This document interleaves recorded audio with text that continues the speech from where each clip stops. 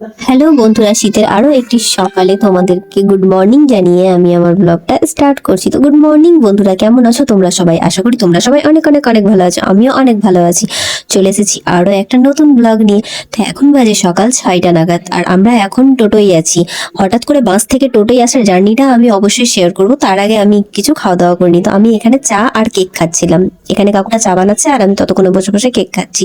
খালি পেটে চা খাওয়া একদমই উচিত না, তাই জন্য আগে কেক খেয়ে নিলাম, তারপরে এখন চা খাবো। আর এখানে দেখো মুখিয়া স্টাইল মেরে ক্যালি মেরে চা খাচ্ছে, আর আমিও খাচ্ছি। খাওয়া দাওয়ার পরে এটা নেক্সট ডের ভিডিও বন্ধুরা, কারণ সেদিন আমরা যে কাজে গিয়েছিলাম সেই কাজটা করেছিলাম। তো সেই কাজে টোটালি কোনো ক্লিপ নেওয়া হয়নি, কিছু পার্সোনাল কাজ ছিল বলে সেই কাজে গিয়েছিলাম। তারপরে আমরা বাসে উঠে আমরা যাচ্ছিলাম সায়েন্স সিটি। যাই হোক, সায়েন্স সিটির তোমরা শর্ট ব্লগ তো দেখেছো, লং ব্লগগুলো আসবে আরো 2 দিন পর। যাই হোক বন্ধুরা, এখন আমি বলি বাস থেকে হঠাৎ অটোতে কেন। কারণটা এটাই হলো বন্ধুরা, আমরা গিয়েছিলাম যে বাসটাই করে, সেই বাসটা আমাদেরকে নামাতো শিয়ালদা বাস স্টপে। তো রাস্তায় প্রচন্ড কুয়াশা, ঠান্ডার রাত, বুঝতেই পারছেন বন্ধুরা। প্রচন্ড কুয়াশা থাকাকালীন ড্রাইভার কাকু প্রথম দিক থেকেই গাড়িটা খুব স্লোলি চালিয়ে নিয়ে যাচ্ছিলেন।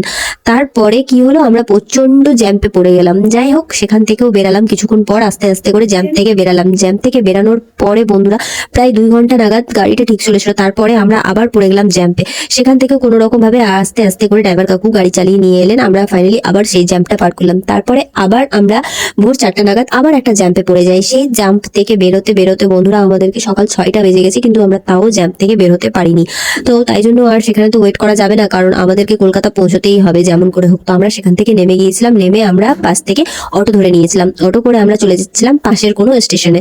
তো সেখান থেকে স্টেশন যেতেও প্রায় আপনাদের 1.5 ঘন্টা মতো সময় লেগে যায়। তো আমরা যাই হোক সেখান থেকেই ভাবলাম এটাই বেটার হবে, জাম্পটা কখন ছাড়বে না ছাড়বে। তো আমরা চলে যাচ্ছিলাম স্টেশনে অটোয় করে। তারপর সেদিন তো আর আমরা শুট করিনি, মানে কোনো ভিডিও ক্লিপ নিইনি ব্লগের, কারণ সেদিন কাজে ব্যস্ত ছিলাম। যাই হোক বন্ধুরা, সেখান থেকে পুরো দিন কাজ করে এটা হলো তার নেক্সট ডের ভিডিও। আমরা নেক্সট ডে চলে গেছিলাম সায়েন্স সিটি। মুখিয়া বাড়ি চলে এসেছিল, আমি চলে গেছিলাম সায়েন্স সিটি একটু ঘুরবো বলে। তারপরের দিন আমি সায়েন্স সিটিতে এসে এই তো হালকা আমি ব্লগগুলো তৈরি করছিলাম। যাই হোক, এখানে আমি চলে যাচ্ছি এখন সায়েন্স সিটিতে। সায়েন্স সিটিতে যাওয়ার আগে প্রচন্ড খিদেও পেয়েছিল।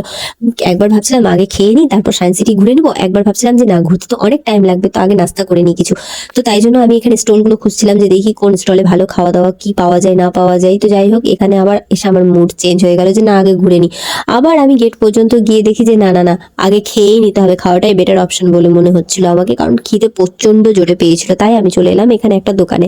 তো এই দোকানে পাওয়া যাচ্ছিল পাউরুটি আর ঘুগনি, আর পাও ভাজিও পাওয়া যাচ্ছিল। পাও ভাজি তো আমাদের এখানে প্রায় বিক্রি হয়, খেয়েছিও, কিন্তু পাউরুটি আর ঘুগনি কখনো ট্রাই করিনি কেমন লাগে খেতে। তাই ভাবলাম পাউরুটি আর ঘুগনিটাই খাওয়া যাক। তো এখানে পাউরুটি আর ঘুগনি আমি অর্ডার দিয়ে দিয়েছিলাম, কিন্তু পাউরুটি আর ঘুগনি খাওয়ার পরেও মনটা কেমন কেমন করছিল পাপড়ি চাটটা খাওয়ার জন্য। তাই জন্য কাকুকে বললাম একটা পাপড়ি চাটও বানিয়ে দেন। তো কাকু এখানে পাপড়ি চাট বানাচ্ছিল, কিন্তু কিন্তু বন্ধুরা পাপড়ি চাটটা খেতে একদমই ভালো ছিল না। আলুগুলো কেমন অনেকদিন আগেকার মনে হচ্ছে, কেমন একটা স্মেল করছিল। যাই হোক বন্ধুরা, আমি এখন এখানে খাওয়া স্টার্ট করছি। আমার ভিডিও যদি ভালো লেগে থাকে তাহলে পেজটাকে ফলো করে নিও, চ্যানেলটাকে সাবস্ক্রাইব করে নিও। তো আমি এখন খাই, দেখা হবে আবার নেক্সট ব্লগে। ততক্ষণ আমার পেজটাকে ফলো করে দিও, আমার ভিডিওটা শেয়ার করে দিও। বাই।